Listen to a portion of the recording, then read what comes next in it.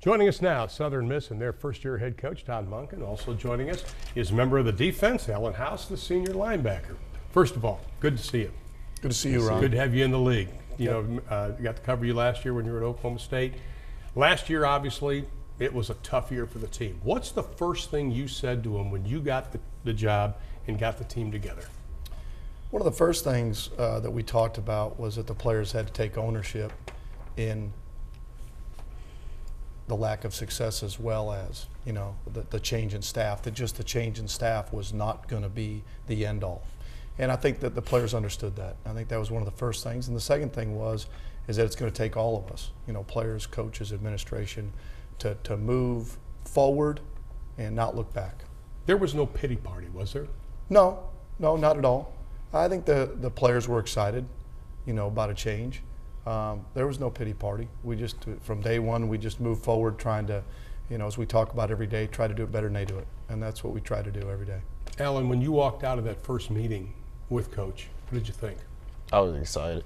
You know, it's from having a season like that, you know, when he first came in, you felt like the energy was back in the room. It wasn't just me that was excited, it was everybody that they were like, you know, this is going to be a good thing coming up, you know. So it felt really good. 3 head coaches in 4 years.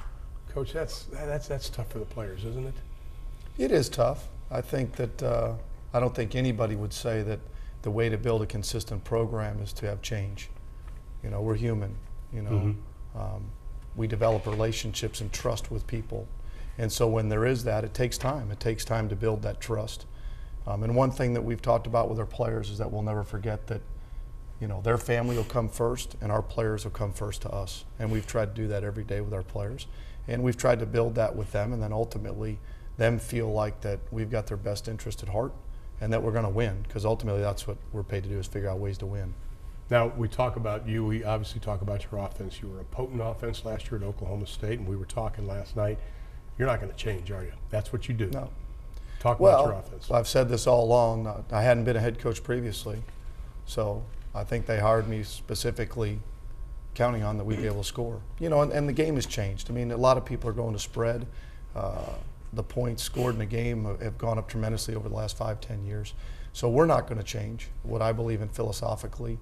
And so we're going to be no huddle, aggressive, throw the football around. And again, it's still, though, with all that being said, with tempo and spread, you still have to execute. It still comes down to execution and doing it better than they do it. You mentioned execution because when you talk to people like Mike Leach or you talk to Cliff Kingsbury and some of the people that have run this style offense that have all come, obviously, you know, going back to the Hal Mummy years, everybody says it comes down with repetition. But you only had 15 practices. Is it tough getting that repetition where these guys can all get on the same page, considering the offense absolutely depends on that? Well, I think it's hard both sides of the ball. You have 15 practices, probably through the first 9, offense, defense, special teams. It's hard to gauge players' measurable skill set when they're thinking. So as you're getting information, they're trying to process in your players. Half the time they were fired up if they just got lined up. Did I get lined up right? Did I understand what that meant to me, let alone what the other side of the ball is trying to do? So the first part was trying to get our guys acclimated to just terminology, what we're trying to do. Hopefully what we'll see is after the summer, where the guys have had a chance to work on it on their own, come back, that we'll be miles ahead of where we were, you know, when we ended spring. Alan, you get a new defensive coordinator, but he isn't really new. All right. Because he was with Larry Fedora.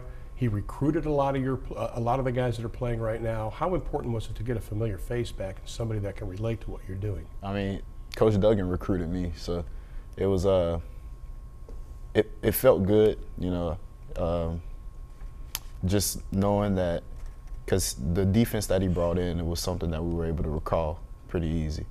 And so just going throughout the summer, going throughout spring, we were able to pick it up. And it's just like, it feels like second nature, so it's pretty good. 9 starters returning on defense. Is that one of those, as a coach, you go, okay, you know, that's not too bad? We've got a number of seniors that have played a lot of football here and played on the team that went 12-2 and won Conference USA 2 years ago. So I don't think they lack confidence. You know, I don't, and it is exciting. You know, I think they're going to be pretty good. They beat the heck out of us in spring, so I hope they're pretty good. you know, and hopefully we'll get better as we keep progressing on offense. Let's talk about the progression on offense, because when you look at the numbers and who's coming back, does the success of the offense begin with a revamped offensive line? Yes. Right now we have 5 sophomore starters. They lost 4 guys from last year that were seniors that had played a lot of football here. So that's a group that's developing, and it's hard when you have to turn them loose. You know, when you have them for 15 practices, but that's the hand we're dealt. We have to figure it out. We've got 29 practices to figure that out. And it's not that we lack talent, we just lack experience. And in a number of spots that way. And that's what we're paid to do, is to figure out, develop it, and figure out ways to score, because no one really cares. The fans don't care. Our players don't care. They want to find a way to win, and that's our job to do that. Update on the quarterback situation. Where does it stand? Well, right now, Cole Weeks is our starter. Last year, he played some. There's 5 different quarterbacks that played last year. And then you've got Ricky Lloyd, who played some last year but tore his knee up. So he wasn't able to go through any contact in the spring. So we couldn't have many team periods. And then we've got a transfer coming in from Cal Allen Bridgeford. So those will be the three guys that will be challenging for the job. Alan, you look at the schedule: Nebraska, Arkansas, Boise State, All right. all on the road. You got to be ready early on in the season, don't you? Definitely. You know, they're exciting games. You know, you see it on your schedule, and you know, you look at them, you're like, you know, that's going to be good to play at. But it's, you know, in high school, my high school coach always taught me, you know, the most important game is the next one. So just got to look at it as if you're playing North Texas week by week, you know. So. How about the schedule? Well, What do you hope to get out of that?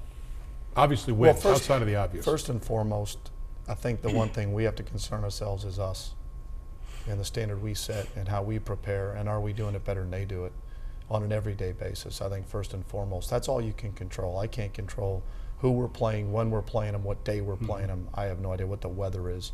I can only control when we walk on the field every day, how do we prepare? When we go in the film room, how do our players prepare? That's what we can control. And then where it lands, I don't fear the season. Your wins and losses will show exactly where you're at. Right. If you're good enough, you'll win more games than you don't. And if you're not, then you know where you stand. I don't really concern myself with that. Is it a challenge? Of course it is.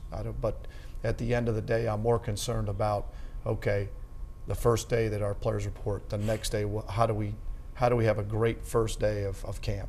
You know, how's our energy and our attitude and our body language? And then whatever is next, like right now, all I'm concerned really about is Texas State. You know, really, that's our first game, very important game for us after a tough season. We've got a new turf that got put on the field, a new scoreboard, a new staff. Very important. You only have one first impression that we come out of the blocks swinging. We only have about 30 seconds, but Lenny Wilkens, the great NBA player and coach, once told me that teams take on the personality of their coach. Do you think this team's going to take on your personality? God, I hope so, because I love coaching. I love being around the players. I mean, I've dedicated my life to the sport. I mean, there's nowhere I'd rather be than on the field with these guys coaching. And I'm excited. I love the ultimate challenge. I really do. Because when you play somebody that you think is supposed to be better than you, isn't that the ultimate challenge? How do you figure out a way to do it better than they do it? Awesome job. Coach, welcome to Conference USA. Thank you, Good Ron. seeing you again. Appreciate it. You too. Have a wonderful year. We'll be back with more in just a second.